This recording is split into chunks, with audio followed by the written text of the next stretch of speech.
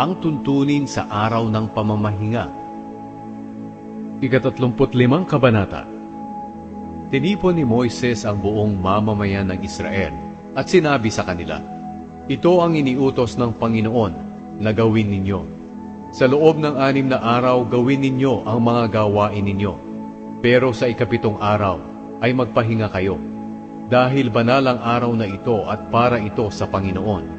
Ang sino mang magtrabaho sa araw na ito ay papatayin. Kaya huwag na huwag kayong magtatrabaho, kahit na magsindi ng apoy sa bahay ninyo para magluto sa araw na iyon.